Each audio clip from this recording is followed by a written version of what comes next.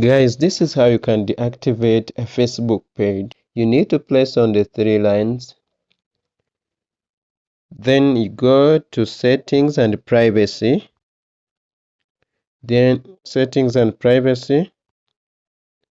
Then place on settings. You scroll down and look for the word access and control. Access and control, you place on access and control. Then here, deactivate page. Deactivate page. Then you will need to place on the word continue. They want you to give the reason why you want to deactivate the page. You can choose any reason here. Then press continue.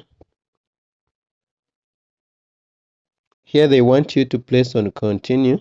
Then there you're done with deactivating your page. Thanks for watching. Subscribe for more videos.